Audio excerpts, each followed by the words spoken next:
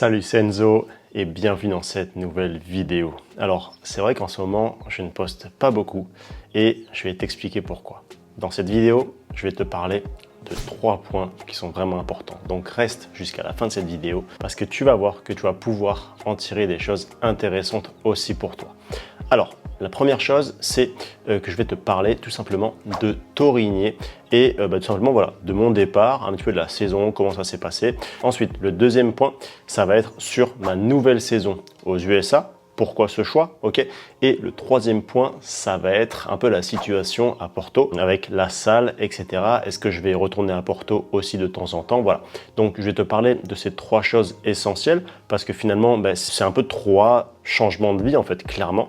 Alors, pas vraiment pour le premier point, mais en tout cas pour les 2 points d'après, parce que bon, avec Torigné, voilà, c'était que 1 an, donc il faut juste que je te parle un petit peu de cette saison, mais pour les 2 points suivants, c'est clairement 2 changements de vie, mais voilà, je suis vraiment très content en tout cas de ces choix, et puis je vais t'expliquer tout ça. Donc avant de démarrer cette vidéo, en tout cas avant de continuer cette vidéo, regarde un petit peu les liens qu'il y a dans la description, ça va beaucoup t'intéresser, parce qu'il y a de 1, un livret qui va t'apprendre clairement comment t'entraîner. Il y a plus de 400 personnes déjà qui l'ont téléchargé. Et aussi le guide gratuit pour un peu mieux apprendre à choisir tes plaques et tes bois. Et suite à ça, tu vas recevoir des emails de valeur avec beaucoup de conseils et d'astuces. Et également des offres sur des formations que j'ai déjà créées et les prochaines formations que je vais créer.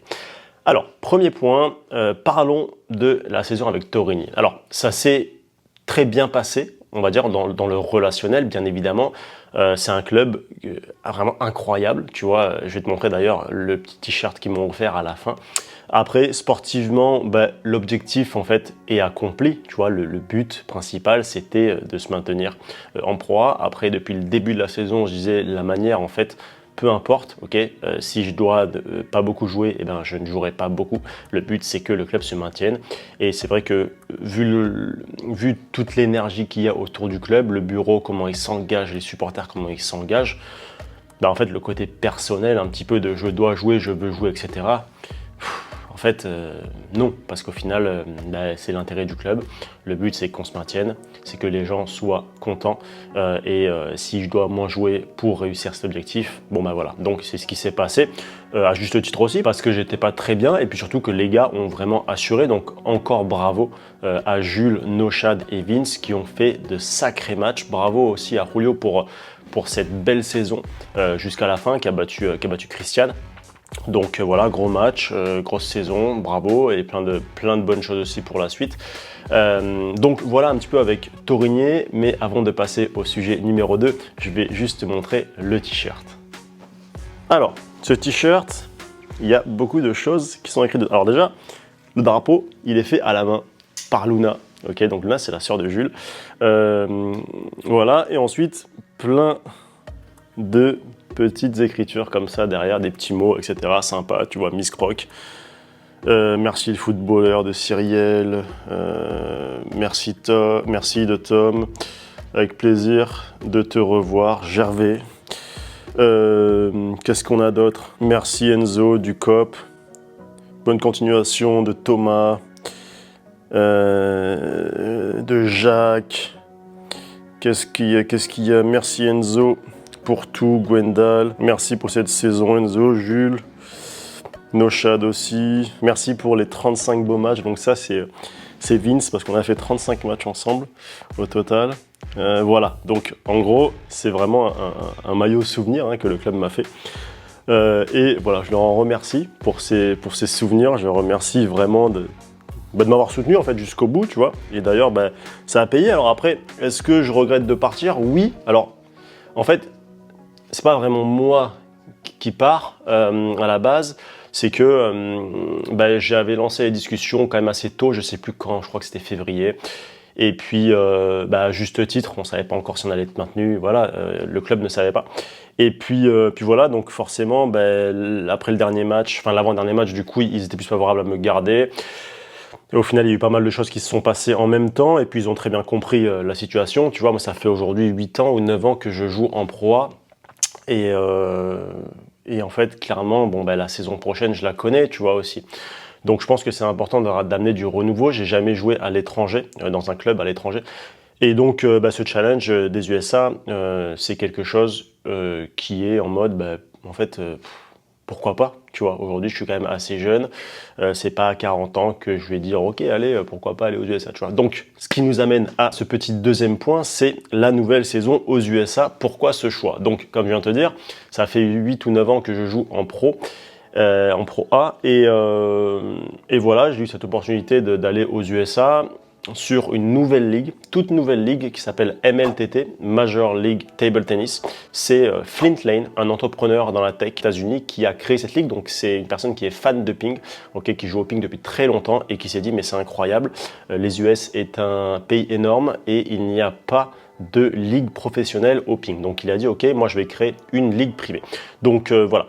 Je t'en parlerai un petit peu plus de cette ligue en détail, on va dire, et je te montrerai aussi des vidéos, tu vois. Et pourquoi ce choix? C'est qu'aussi, par rapport à ma chaîne YouTube, je sens que ça tourne un petit peu en rond, tu vois. Et moi, te proposer tout le temps les mêmes vidéos, etc., c'est un petit peu chiant, même si c'est vrai que t'aimes bien ça, tu vois, je sais que t'aimes bien ça, mais moi de mon côté, ça fait maintenant 3 ans, quelque chose comme ça, que je fais des vidéos sur les matchs, etc. Et voilà, je sens qu'il y a besoin d'avoir un petit peu de renouveau.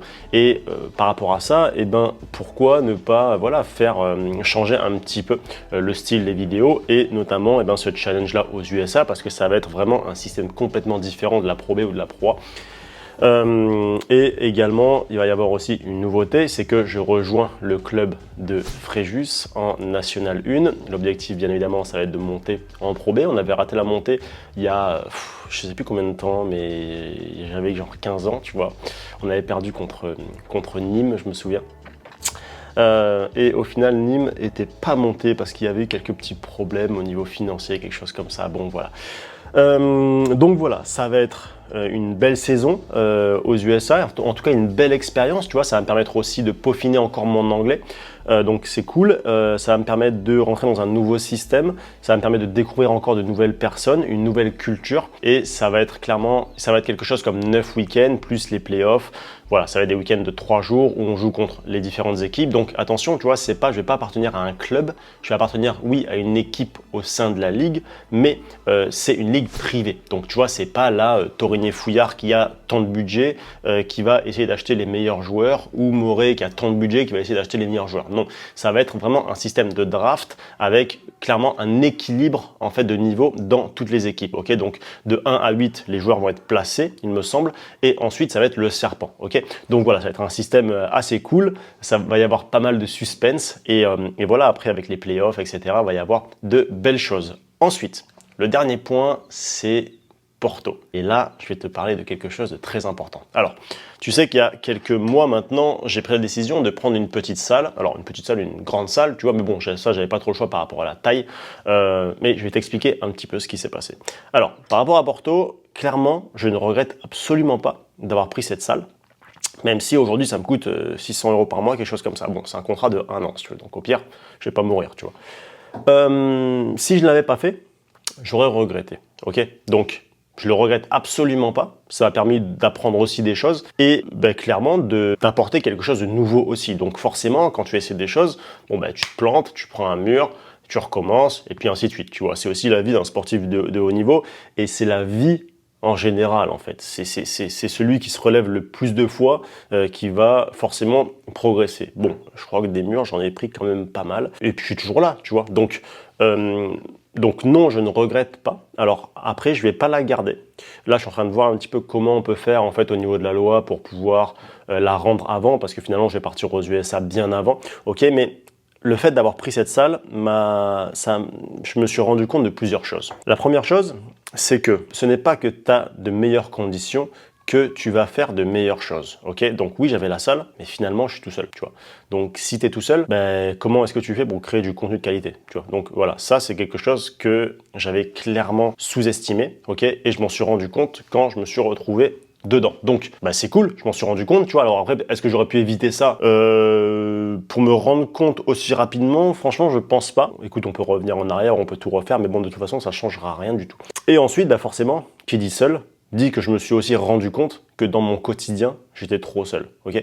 Et donc, suite à ça, je me suis dit, ok, même si demain je reste à Torigné, je ne resterai pas à Porto. Pourquoi? Parce qu'en fait, dans un quotidien, le ping, c'est quand même un sport qui est déjà très compliqué.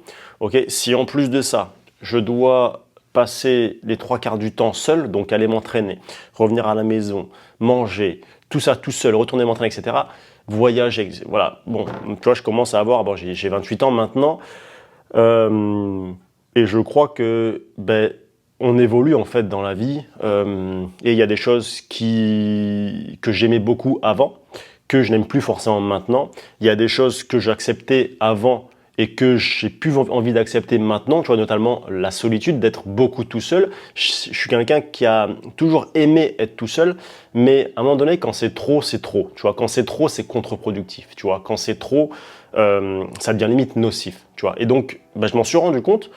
Et puis du coup, voilà, directement, je suis super content parce que directement, j'ai pu changer des choses. Donc oui, ma salle, elle me sert pas à grand chose, mais en même temps, être dans la salle à tourner en rond et à se demander pourquoi est-ce que je suis encore ici, c'est pas non plus agréable, tu vois.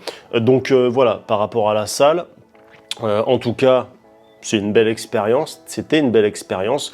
Tu vois, il y a eu pas mal de personnes qui m'ont demandé pour des coachings, etc. Mais le truc, c'est que je me vois pas vraiment faire du coaching dans la salle à Porto. C'est quand même trop tout seul, donc c'est quand même assez chiant de rester là-bas que par rapport à du coaching, etc. Tu vois, moi je n'ai pas ma famille qui est à Porto. Et il y a un autre point qui est très très important par rapport à Porto, c'est que tu vois, trop souvent, on veut démarrer un projet et qu'il soit parfait. Et en fait, j'ai pas failli faire cette erreur parce que je suis pas vraiment comme ça. Tu vois, les vidéos, moi j'avais commencé avec mon téléphone, j'avais commencé sans micro. Vraiment, le but c'est juste de commencer. Et moi, la salle, finalement, tu vois, j'avais failli juste faire l'erreur du Taraflex. J'avais failli mettre du Taraflex et après je me suis dit non, ça sert à rien. Tu vois, tu verras, si ça fonctionne bien, tu mets du Taraflex. Et finalement, j'avais mis un bureau dans la salle. C'était un bureau que j'avais à la maison, donc j'ai rien payé par rapport à ça. Je voulais mettre du Taraflex, j'ai réfléchi, je me suis dit non, ça sert à rien de mettre du Taraflex, tu verras si ça évolue bien, tu mettras du Taraflex. Donc du coup, j'ai pas payé de bureau, pas payé de Taraflex, et le Taraflex c'est quand même quelque chose qui est cher, tu vois. Et ensuite, j'avais deux parties dans la salle, la partie du haut et la partie du bas. Et je me suis dit, j'utilise que la partie du bas et la partie du haut, je verrai après si jamais je mets la lumière ou quoi. Tu vois, la lumière, le Taraflex, une deuxième table, etc. Au final, j'ai pas pris de deuxième table, pas pris de Taraflex, pas mis de lumière. Donc clairement, j'ai évité au moins 4-5 000 euros de frais en plus, tu vois. Au final, qu'est-ce que ça veut dire? Ça veut dire que peu importe ce que tu veux faire, en fait, ce que tu veux démarrer, ne cherche pas toujours à avoir les meilleures conditions pour démarrer. C'est démarre comme ça et ensuite tu verras, tu vois.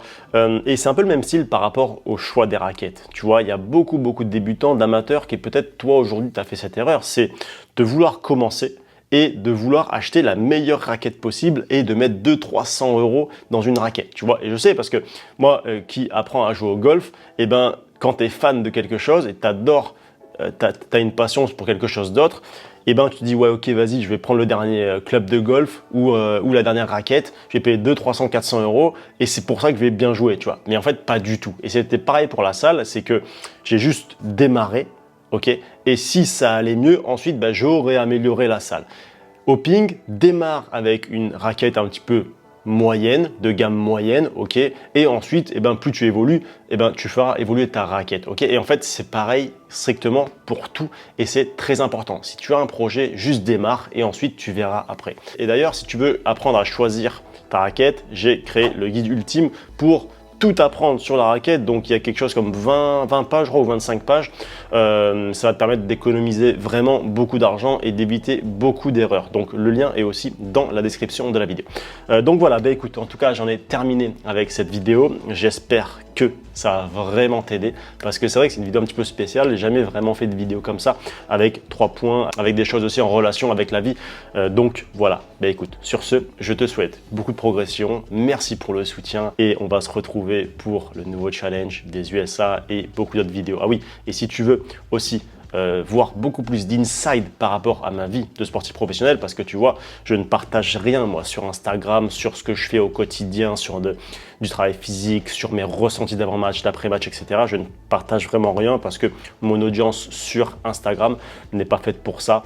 Voilà, il y a des gens des quatre coins du monde, tu vois, sur Instagram, et du coup, je suis pas à l'aise de faire sur Instagram. Donc, j'ai créé un canal Patreon. Donc, de 1 pour soutenir le travail que je fais par rapport à YouTube. De deux, pour te partager pas mal de choses, encore une fois, de mon inside de sportif professionnel et aussi de la nouvelle ligue aux États-Unis, parce qu'il va y avoir beaucoup de contenu aussi sur ce Patreon. Et finalement, ça va être du contenu que je ne peux pas forcément partager sur YouTube, parce que sur YouTube, voilà, il faut que je fasse plus de montage, que je mette de la musique, que je prenne beaucoup plus de temps, alors que sur le canal Patreon, je vais tout simplement prendre mon téléphone, enregistrer, publier, et comme ça, c'est du contenu qui est pur et naturel. Donc voilà, le canal Patreon est dans la description aussi de la vidéo. Et en tout cas, merci pour ton soutien et à très vite pour des nouvelles vidéos. Ciao!